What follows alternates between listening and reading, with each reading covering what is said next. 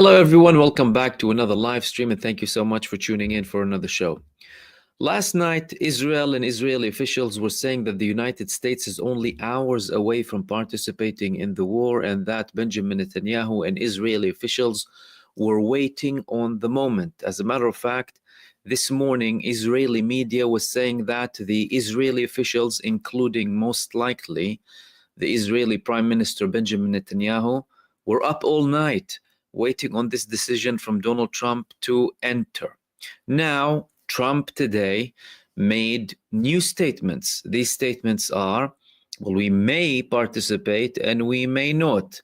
He was also saying that there would be very important things happening in the middle of next week. The middle of next week is something that's being spoken about more and more now in Israeli media. There are talks and confessions in the Israeli media, despite the attempt of power projection coming from Israel in Iran, trying to downplay the Iranian attack and trying to over-exaggerate the Israeli accomplishments in relation to Iran, and the Israeli Prime Minister Benjamin Netanyahu saying that, well, they're almost there in accomplishing the mission of the getting rid of the Iranian nuclear systems and Iran's ballistic missiles. The talks about middle next week are intended to prepare the public that, well, we might stop this campaign, especially if the United States does not participate. And it's not looking like the United States is going to participate so far, at least not from the statements that are coming from Donald Trump, due to very many reasons. The majority of the public in the United States is against this war. Probably more than half of the base of Donald Trump, if not even way more, refuses this war. The advisors of Donald Trump in terms of the military and the security are telling him there is no threat that Iran is looking to get a nuclear bomb, alongside many other internal challenges. But also there are external factors and there are key regional factors too. Number one, if it was very easy for Israel to go and attack Iran and beat Iran, it wouldn't have asked for the United States. Number two, if it was easy for the United States to participate without Iran having any leverage against them, they would have participated from day one and gotten rid of this altogether. Number three, they know very well that there's going to be some sort of participation coming from certain countries. And today we had more clarification coming from senior Russian officials, senior Chinese officials, and also sources talking about, for the first time since the end of 2024, the return of Hizbullah to directly participate, aside from all of the resistance movements inside of Iraq, in case or if the United States decides to participate. Before we go into all of that, let's talk about the latest military updates. Israel targeted Iran's police station today in Tehran. Why? Because they want to wreak havoc in Iran. Israel wants to wreak as much havoc as possible.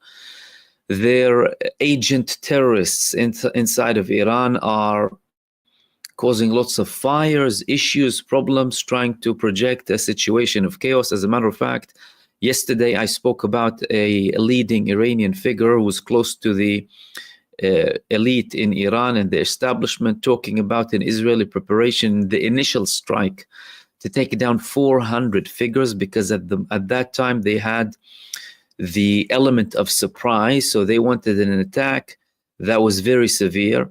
According to the Israelis, they did not, but according to that official, they actually did.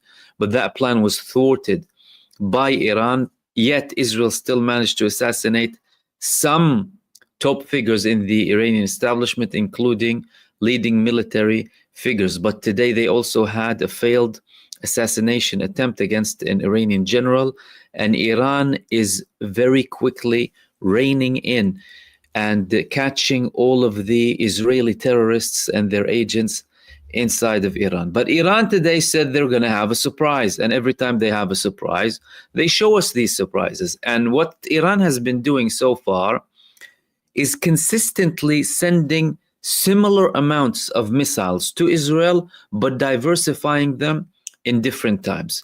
Iran is clearly testing the responses that are coming from the Israeli air defense systems And as a matter of fact, there are very big reasons to believe that Iran is even intercepting them, judging by how much the Israeli air defense systems are failing, whether it's Arrow or Iron Dome, with dozens of missiles launching at the wrong times in many cases and landing on Israeli heads because they are not intercepting any missiles. Now, this surprise from Iran came pretty quickly. We saw these scenes coming from Iran today about a new missile being used that resembles Russia's Oreshnik to a very large extent. It was this missile over here.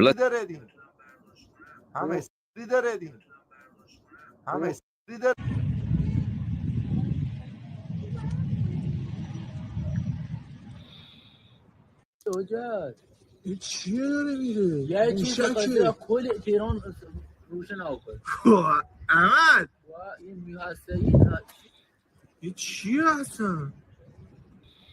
یه چیز بخاطر اصلا بیاد چیز عجیبه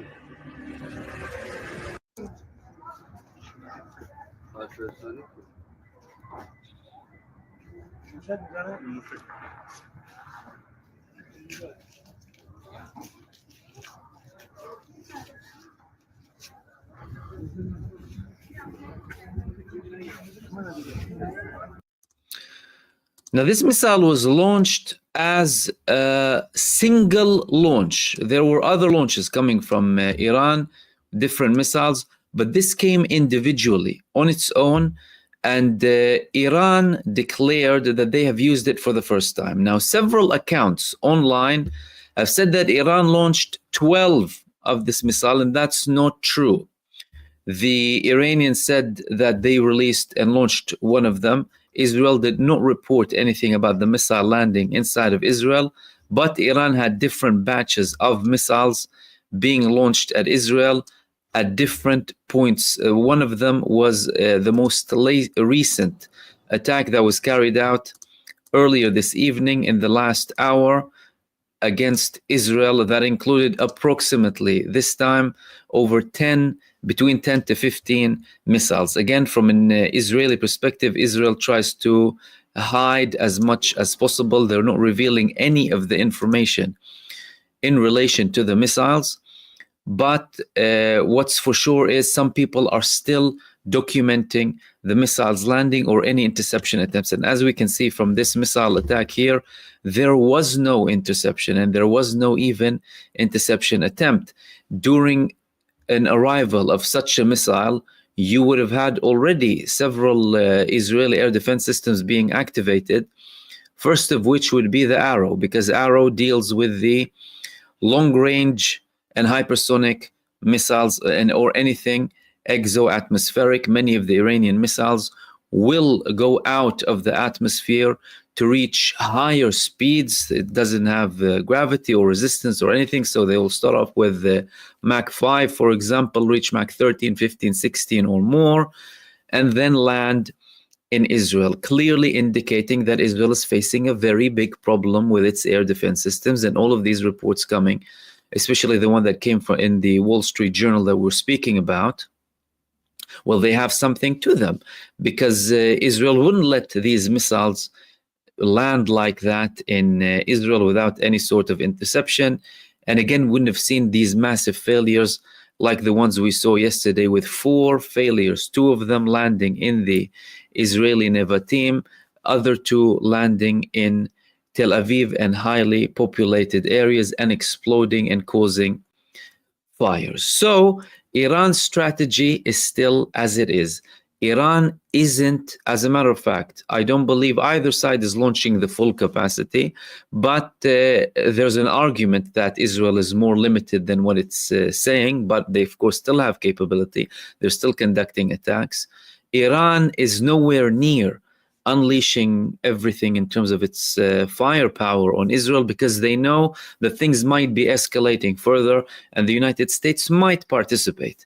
And if the United States does, or if Israel carries out even bigger mistakes or bigger stupidities, bigger terrorist attacks against the Iranian state and Iranian people, they will be unleashing more missiles. However, clearly Iran is planning a very long-term war. As a matter of fact, a long-term war will be to Iran's benefit. Iran is able to sustain and have certain attacks against it for longer periods than Israel.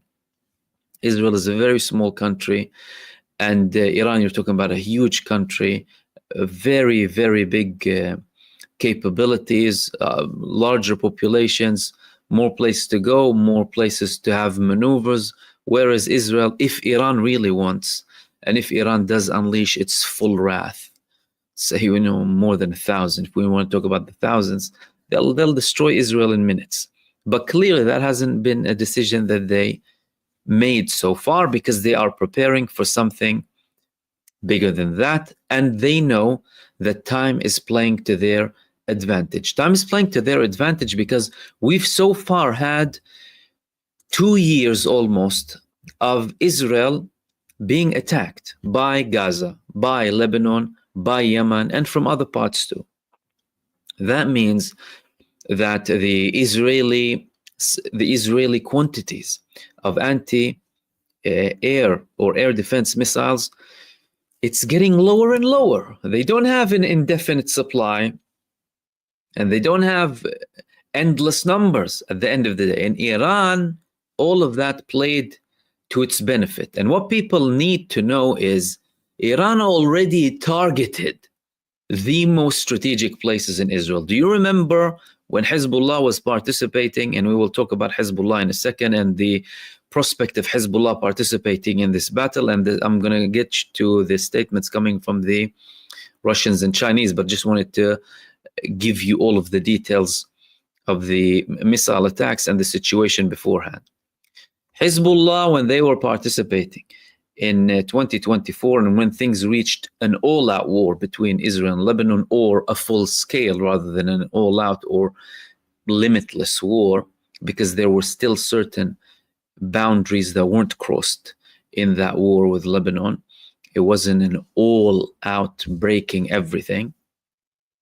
Hezbollah at the time, they released many footages, videos, images of sensitive Israeli locations. These Israeli locations, what were they? They were the most strategic places in the northern part of occupied Palestine. Then they reached to the central part of occupied Palestine. They included all of the Israeli strategic bases, all of the Israeli military industrial complex locations, all of the Israeli important research institutes, of course, the Haifa port, and also the Haifa oil refineries. All of these locations were already attacked by Iran. And that information that was obtained by Hezbollah was ready with Iran to carry the target. And Iran already targeted all of these locations. However, from an Iranian perspective, they wanted to land a strong blow on Israel, but that's not the be-all and end-all in relation to Iran. Now, how is that all? This is the second thing that I wanted to talk to you about, and the following details about the involvement. How is that all linked to the positions of the Russians and the Chinese? Many people are saying that, it's not really likely that any country will be participating, and Iran will be left alone. The United States will go with Israel, probably other countries too. We had very serious statements today coming from the Deputy Foreign Minister of Russia, Ryabkov, and the Foreign Minister of China, who made a very strong statement too. Wang Yi made a statement as well. The Russian Deputy Foreign Minister, he warned against a U.S. possible military assistance to Israel amid the ongoing conflict. He wasn't even starting to speak about the United States participating. He was warning from strong military assistance. This report said Russia on Wednesday warned the United States against providing any form of direct military aid to Israel amid growing escalation with Iran, with senior officials saying even a hypothetical discussion of such involvement could inflame the situation. We warn Washington against even speculative theoretical options of direct military assistance to Israel, such a step would radically destabilize the entire situation. Now, from Russia's perspective, they're already helping Iran. They've already helped Iran in 2024. As a matter of fact, there were many reasons to believe that Iran delayed certain attacks on Israel because they needed certain assistance coming from Russia that has indeed arrived back in 2024 with Russian airplanes, cargo going to Iran. Then there was another statement coming from China. The Chinese Foreign Minister Wang Yi, he again made another warning. That warning was escalating hostilities between Israel and Iran could spiral out of control. He was urging all sides to prioritize a ceasefire to prevent the region from sliding to the abyss.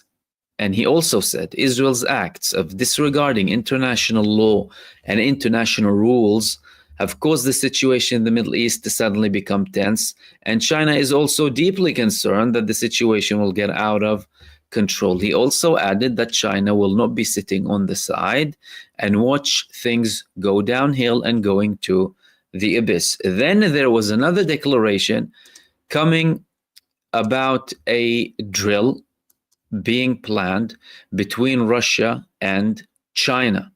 This was reported in Reuters without too much clarification. Said they're going to have a military exercise together. So far, China and Russia, they have strategic agreements. It fell short of just being declared a defense pact, but their strategic agreement, similar to the strategic agreement that they have with Iran, includes military security as well.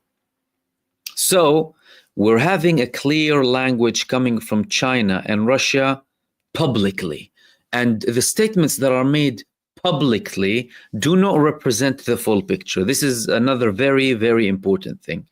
Therefore, there's an extremely high likelihood that the Americans, or the American administration, to be more precise, received serious threats coming both from China and from Russia against the prospect of escalating with Israel. Why? Because they know Israel on its own is nothing. It's a paper tiger.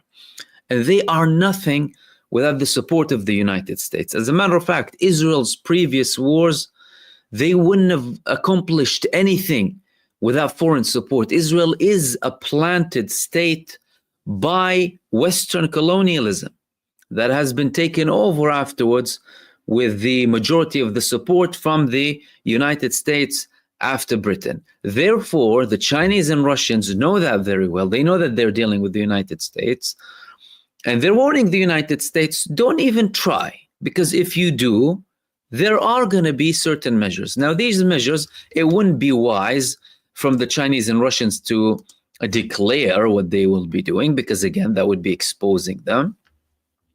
However, it's probably enough for the United States to still take a step back so far, or to this moment, because a participation of the United States could come in different ways. A participation could be in the form of allowing Israel to use the strategic weapons it needs, for example, to attack the Fordo facility, or directly participating with Israel. Is the United States able to participate directly with Israel? And does it have a backing? Does it have a popular backing to do that? Does it have a prepared army? Does it have people willing to die for a genocidal entity? And a man called Benjamin Netanyahu, a wanted war criminal, who has been committing a genocide against innocent people in Gaza and an infanticide and all sorts of crimes against humanity?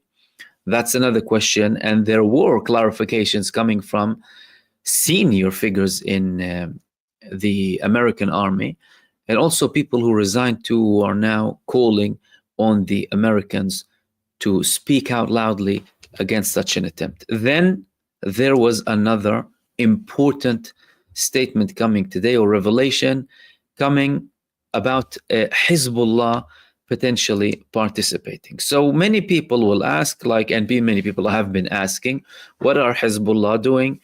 And what have they been doing in the past 8 months, especially after the ceasefire took place, but Israel still holding certain points in South Lebanon and still carrying out aggressions against the Lebanese state. And Hizbullah, they constantly repeat that the option of them carrying out armed actions against Israel are still there, but they are still giving time for the state to reach a deal and for them to have an internal agreement with the country rather than push the country for an all-out war with Israel. But now there was a confirmation coming from an official speaking to Al Jazeera, senior Iranian official, again according to Al Jazeera, said that America's direct involvement in the confrontation with the Zionist entity means that Hezbollah will move.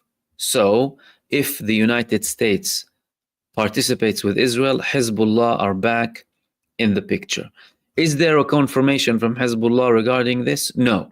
But there were statements coming from Hezbollah previously that if Iran does go on a war and if the United States does participate, that the resistance will consider its situation internally and will make the decision accordingly. Now, there's a notion that the red line for Hezbollah or for key Iranian allies would be the fall of the country. As in, if the establishment is about to fall in the hands of the enemies and only at that time will they participate. They made similar statements in relation to the Palestinian resistance in Gaza after they started to participate on the 8th of October 2023.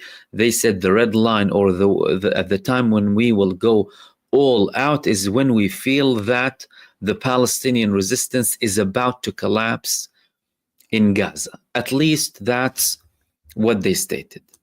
Now, that means that there are very many options for Iran. Firstly, Iran still hasn't used all of its firepower. They're just using some of it.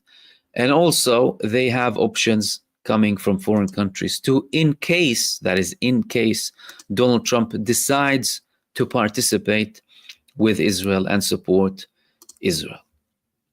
Now, another thing that the United States is facing problems with internally. For example, we had two figures from the American military establishment.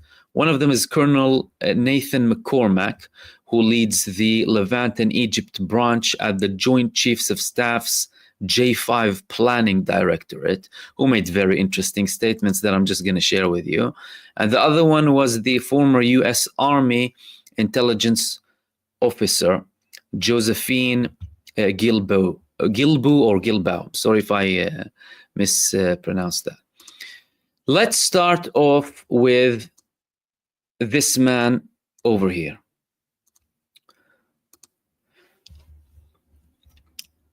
Colonel Nathan McCormack, he made some interesting statements about Israel and he was sacked.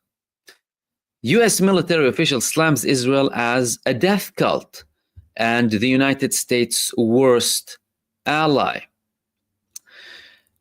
A report in the Middle East Eye said a senior officer at the Pentagon has come under scrutiny over a series of social media posts sharply critical of Israel, its leadership, and U.S. foreign policy in the region. Colonel Nathan McCormack, who leads the Levant and Egypt branch at the Joint Chiefs of Staff's J5 Planning Directorate, has used semi-anonymous account to post numerous comments targeting Israeli actions and U.S. support. The posts, reportedly written since 7th of October 2023, sparked outrage among pro-Israel circles in Washington. The story was first reported by the Jewish News Syndicate. So what did he say? Nathan McCormack, what did he say about Israel? He said the following: Netanyahu and his Judeo-supremacist cronies are determined to prolong the conflict for their own goals, either remain in power or annex the land. Israel's actions over decades have prompted the accusations of ethnic cleansing and genocide. The Western states go to great lengths to avoid criticism of Israel, much out of Holocaust guilt. Our worst ally. We get literally nothing out of the partnership other than the enmity of millions of people in the Middle East, Africa, and Asia. The US has not been an honest broker. We have overwhelmingly enabled Israel's bad behavior. Responding to the idea of relocating Gaza's population, McCormack wrote that Israel wants to expel them and cleanse Eretz Israel, or the greater Israel, or the land of Israel, of ethnic Palestinians. Since June 2024, he also called Israel a death cult. Did you get anything wrong? I mean, is there anything wrong from what he said? I couldn't find anything wrong. Death cult. Okay, I usually call them a genocidal satanic death cult. Actions prompted accusations of ethnic cleansing. Yeah. Western states go to great lengths to avoid criticism. Yeah, everything is right. I mean, I'm not sure why they're sad. Who's sad? Americans are sad? Or the Zionist lobby is sad? Clearly by those who went after him, right? We know who's after him. Now, he held a position in the Pentagon since June 2024.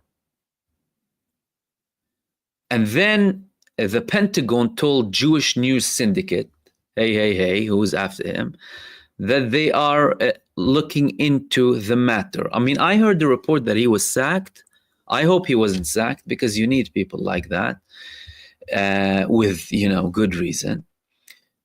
But they're looking into the matter because, of course, the Zionist lobby doesn't like people like that. Moving on to the intelligence officer. Let's have a look at what she said. More and more people are actively speaking from the military and security establishments in the US. Escalations continue to rise in the Middle East. It is time for friends and family of active duty military to take action. Now is the time to reach out to your family members' chain of command, all the way to the top at the Pentagon, and tell them no war with Iran. Let them know you do not want your family member being sent to die for Israel. For 20 months, we have witnessed the genocide of the Palestinian people by the Israeli occupation. American troops, American people do not want to go to war with Iran. This is your way to ensure the safety of your family member or your friend that is active duty military, to ensure they do not get deployed on behalf of Israel. Units across America have Facebook, X, and Instagram social media accounts. It is our duty as American citizens to flood the comment section and ensure that they understand, that the leadership understands, that we do not want American troops to be deployed to die on behalf of Israel. This is the moment where our country must unite to protect its citizens from being dragged into a war on behalf of a genocidal country. Israel is not our ally. Very clear and strong statements coming from this former Army intelligence officer and the previous colonel who, according to that report, was still serving, Colonel Nathan McCormack, who we spoke about just now, who called Israel a death cult, alongside very accurate things, but now people haven't been happy with him after that. Okay, so what we have so far is the following. We have Trump facing internal resistance from the people, from the army, from the majority of the public, and from his party too. Now Republicans are mainly against, well, if we talk about the people or the crowd supporting Trump, many of them are saying, no, it's not our war, the majority of them actually. But there is still an extremist minority within his party who want to have a war for Israel. Now, of course, usually those are people who are bribed by AIPAC. For example, the recent guy was speaking with Tucker Carlson. Man got 1.8 million US dollars. Others too, getting money from the Zionist lobby to have these positions and drag the United States to a war where the people would go and die for Benjamin Netanyahu and nothing else. I mean, it's only going to die for Benjamin Netanyahu. I mean, again, the argument in Israel, ladies and gentlemen, is even that Benjamin Netanyahu isn't conducting this war in Iran for the sake of Israel, but for the sake of him and his own survival. And that's the Israelis saying that. Now, what do you think the Americans would say? So we have the American internal resistance. We have a very strong fact is that Iran is a very strong country. Iran has a strong leadership, a strong people who have very strong spirits and can withstand and can handle. And they have a lot of power. And they have an advantage if Netanyahu wants to go on an all-out war. They can handle, they're really big. Israel is tiny and genocidal. Tiny, but with a big effect because it's backed by the United States. Again, otherwise they wouldn't have had anything. They're also petrified as well. The people in Israel are now in bunkers because of Iran's new strategy of diversification of attacks during the day, during the night, and keeping Israel in a high state of alert, a state of emergency 24/7. Now, moving on to the other thing that I wanted to talk to you about, the Supreme Leader of the Islamic Republic of Iran, Ayatollah Ali Khamenei, he had a speech today, he made a statement, and he clarified a few things. The first thing that he started off with was saying that the Iranian people are not threatened, and any US military intervention will be followed by an irreparable blow. If the United States comes to participate, there will be a blow they cannot repair. That is a very serious threat coming from the Supreme Leader.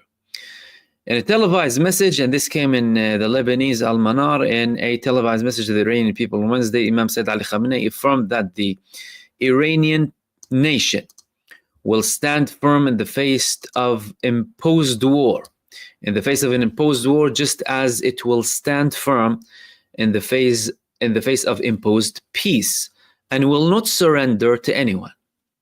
Imam Khamenei praised the Iranian nation's firm, courageous, and wise stance in confronting the latest malicious and foolish Zionist aggression. He considered it an evidence of the nation's maturity and the strength of its rationality and spirituality.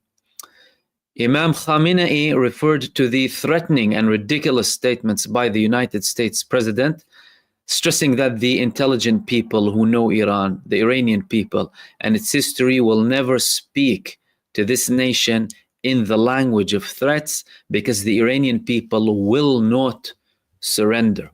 The Americans must know that any US military intervention will be undoubtedly accompanied by irreparable damage. And that threat is correlating with the previous threat of Iran that if the United States participates, it will be expelled forever from the region.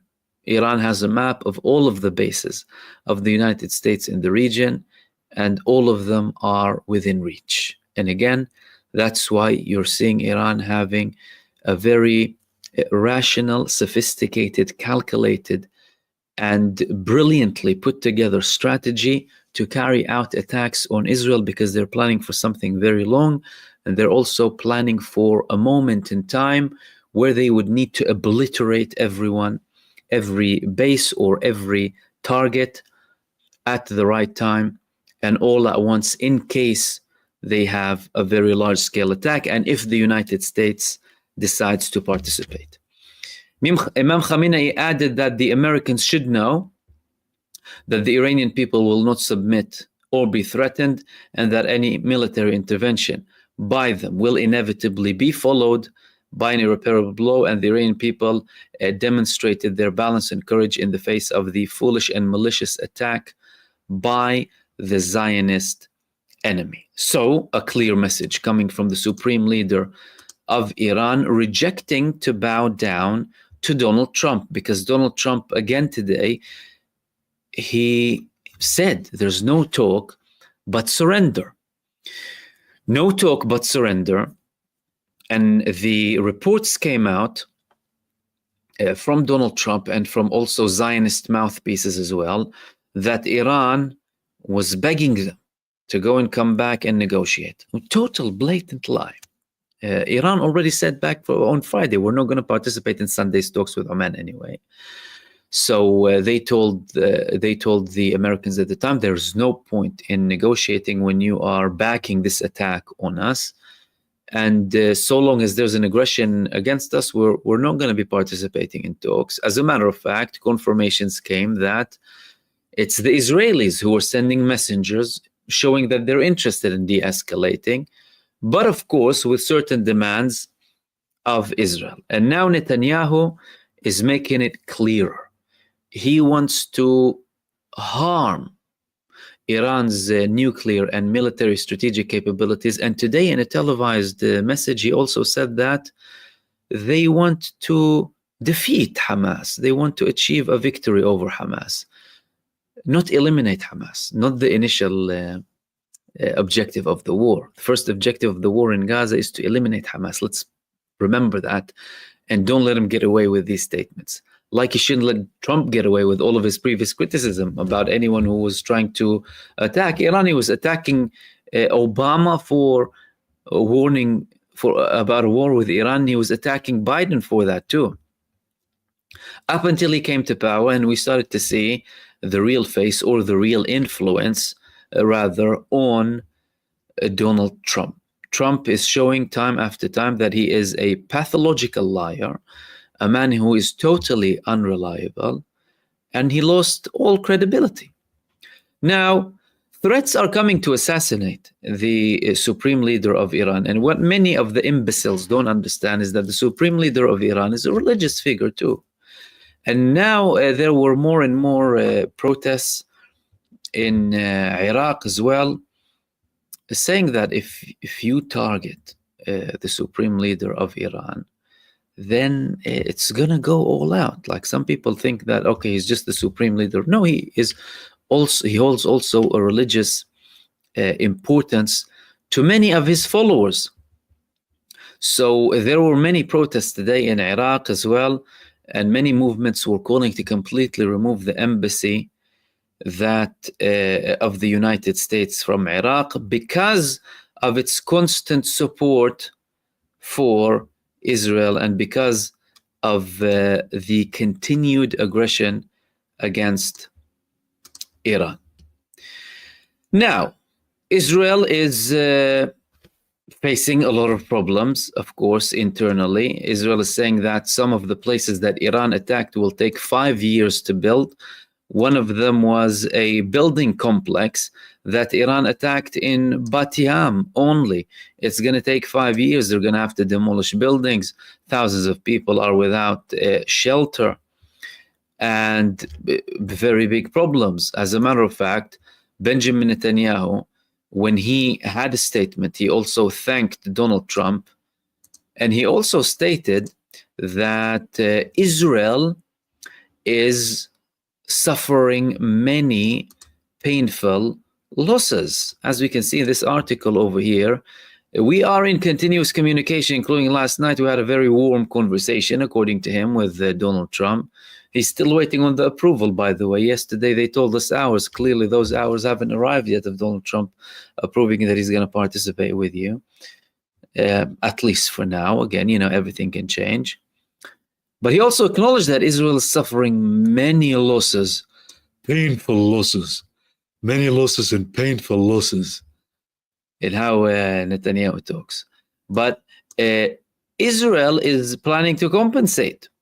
They're compensating everyone for the losses of the war. People who had their families if had their homes hit. How are they going to compensate them? They're going to send them 500 shekels. 500 shekels, you heard that right. 500 shekels is what, 130, 40, $50? So there was one report in Israel calling the Israeli country a crazy country. This is the amount you will receive if you are hit by a missile. Those who lost their homes in the attack had to make do with a meager initial grant. Although the state has warned repeatedly, or was warned repeatedly, no organized mechanism for emergency evacuation has yet been established. In the meantime, evacuees are receiving donations. Property taxes are collapsing under the load, and the education system is stuttering on Zoom. And who is filling the vacuum? As usual, the public itself. And they confirmed that this report, that this support is going to be a grant of 500 shekels. Not 5,000, not 1,500, 500 shekels they're going to give to the people who had their homes attacked. When Benjamin Netanyahu has already spent billions only on the escalation with Iran, by the way. Every single day, hundreds of millions are being spent on this operation by Benjamin Netanyahu, and he has all of this money to spend on this war. But of course, the people who are hit by it the most, well, they're not going to get anything apart from a few $100. Not enough for them. Is Benjamin Netanyahu aware that it's not enough for them? Well, I mean, probably not. His son, at the end of the day, is enjoying his time with state protection, state funding. Then Benjamin Netanyahu is getting his way. He's still the Israeli he's still the Israeli prime minister. He is still in his position. And it doesn't look like anything is changing his mind in relation to the calls for the ceasefire or having a deal with Gaza. Because yesterday he was saying that we are close to a deal. He said that there was a breakthrough in the talks with Hamas, that he's seeing some sort of progress that can be made with the Palestinian side. He said that they are working to achieve all of the goals. Number one, victory over Hamas, not an elimination. Again, all of a sudden, you know, things can change overnight. I mean, you're seeing Trump, he can change his mind overnight. And release the Israeli prisoners of war. But on the ground, the only thing that we're seeing is more actions from the Palestinian resistance. In the past 2 days, the Palestinian resistance published more of its actions inside of the Gaza Strip in the northern, central, and southern part, with attacks against Israeli tanks, genocide soldiers, and multiple ambushes. That's coming simultaneously with reports of Israel withdrawing Division 98 from the Gaza Strip to deploy it on the borders of Lebanon, Syria, and Jordan. Now, you might ask yourself, why is Israel withdrawing forces from Gaza when they haven't finished the job in Gaza, or the job that they're saying that they need to finish, which is defeating the Hamas or eliminating the Hamas? It's because Israel is now preparing. Firstly, they need more forces to help as a backup with the war against Iran, with the aggression against Iran. But also Israel knows very well that things could heat up fairly quickly if things escalate with Iran, and there could be a new participation now from other fronts too. That's why they're deploying forces with Lebanon, Syria, and Jordan. Now, in relation to the actual war, which is of course the main thing that we're talking about, there are certain moves or certain reports that have been coming in the past couple of days to show that there's a significance to mid next week.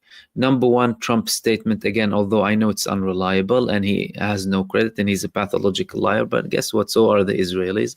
But we can deal with what we have here alongside the developments on the ground, because they have a lot of effect in how we shape an opinion or trying to understand what's coming. Like with, for example, the situation with Gaza and the fierceness and heroism of the Palestinian people and the Palestinian resistance. That's why they did not surrender, and Israel still unable to defeat them. As similar things will happen with Iran, because again, Iran will not be defeated and it will not be surrendering.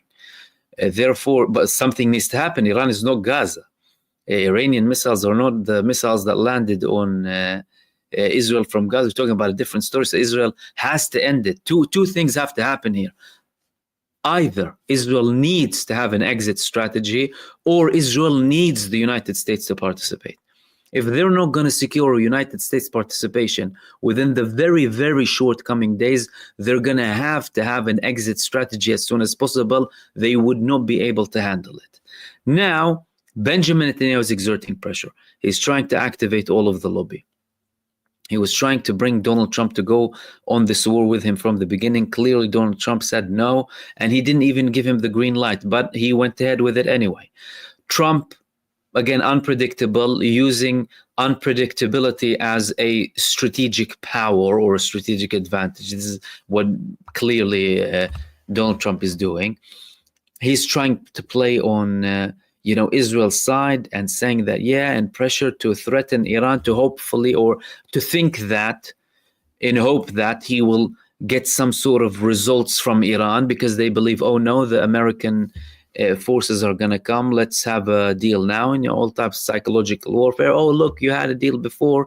You didn't take it. That deal was basically Iran getting rid of all of its peaceful nuclear project. This is the same arrogance that Iran has been met with in several other countries in the region too, not only by the United States, but by other Western establishments too.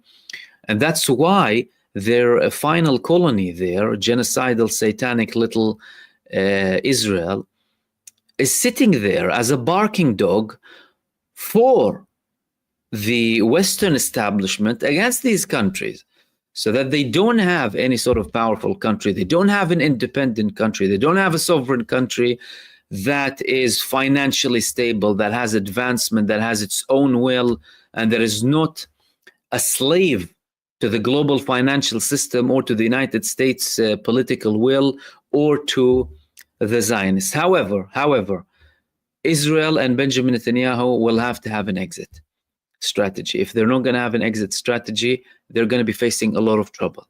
Is Benjamin Netanyahu capable of or willing to drag Israel into more trouble? Yes, absolutely. Because he so far went too far on too many occasions. Benjamin Netanyahu dragged the genocide in Gaza for too long. He escalated on too many fronts. He committed far more crimes than Israel has ever committed in its history. He went against his allies. He's acting as a total psychopath, running a country with no breaks whatsoever, and continuing to do that. And he has partners with him who are declaring all of the objectives. He's going against the Zionist philosophy in general, which is we thrive in the dark. We don't declare everything. We say nice things and we act, we do what we want while we hide it, West Bank and apartheid and, racism and killing people here and there, but keep it on the low. And talk, we're negotiating peace. This is what Netanyahu has been doing, the contrary. And because he's done all of these stupid moves before, and because he went against the military leadership advice in waging an attack against Iran. This is a very important thing here. In Israel now, they're trying to play it as if, we're all one country, even though people are fighting between them in the streets, some officials and previous heads of the establishment there. In Israel, Benjamin Netanyahu was speaking with the IDF chief of staff before he conducted an operation against Iran. The IDF chief of staff unequivocally told him, and that was reported on Israeli media, we shared it at the time, he told him, I am outright against any unilateral attack from our country against Iran if the United States does not participate. Yet he went against the advice of the chief of staff. Therefore, that could mean that Netanyahu could and has the capacity to continue with a war against Iran, regardless of the results, because he is a psychopath. He is totally detached from reality, and he wants to continue all of this for his own benefit up until he has some sort of a move or some benefit in ending the war, so that he can sell that to the public and use it as an advantage in his future campaigns, potentially maybe before there would be a certain deal inside of the Gaza Strip, if that happens anytime soon, because so far everything is getting out of control, to be fair. Things that have been unexpected happen, things that are happening for the first time in the past 2 years. So the man has the capacity to do that. And of course, as the days go by, we will keep monitoring and seeing where things go to. So far, though, the Iranians are proving to be brilliant strategists with their attack capabilities on Israel, with how they are taking down all of the Zionist terrorist operatives inside of Iran. And Iran is clearly prepared for a long-term war that will not be ending anytime soon. And these were the main things that I wanted to share with you in this live stream. I will hopefully be with you tomorrow, similar time in the evening. I might have a video in the morning as well. It depends on the updates and how significant they are during the night up until the morning. In the meantime, thank you everyone for your participation. Thank you for everyone who participated in the chat. Much appreciated.